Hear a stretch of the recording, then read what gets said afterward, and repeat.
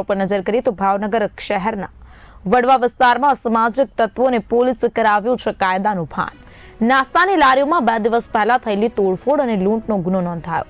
Nilambag police મથકમાં 10 લોકો સામે ગુનો નોંધી 7 આરોપીઓની ધરપકડ કરી છે। પોલીસે આરોપીઓને ઘટના સ્થળે લાવી સમગ્ર ઘટનાનું રિકન્સ્ટ્રક્શન કરાવ્યું હતું। આરોપીઓને લાવવામાં આવતા લોકોના ટોળા ઘટના સ્થળે ઉમટી પડ્યા હતા। કહી શકાય કે પોલીસ દ્વારા અસામાજિક તત્વોને કાયદાનું ભાન કરાવવામાં આવ્યું છે।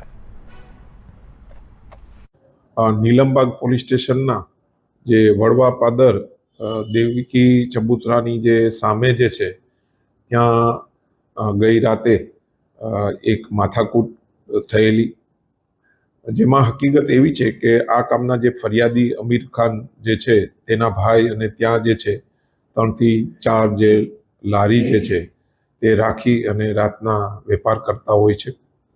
તો આ કામે જે આરોપીઓ જે છે એ રાતે ત્યાં 10 સાડા 10ના અરસામાં આવ્યા ત્યારે જે છે આ જે મેન લારીવાળા પાસે નાસ્તો માગ્યો, પરંતુ ત્યારે તેની પાસે નાસ્તો હતો નહીં।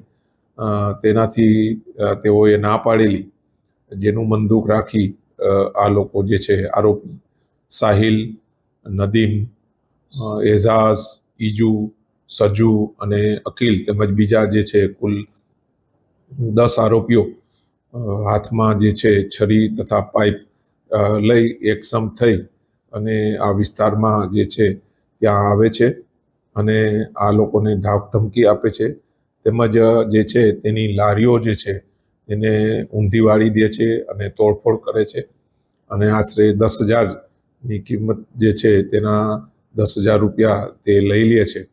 એ બાબતની નીલમબાગ પોલીસ સ્ટેશનમાં ફરિયાદ દાખલ કરવામાં આવેલા છે।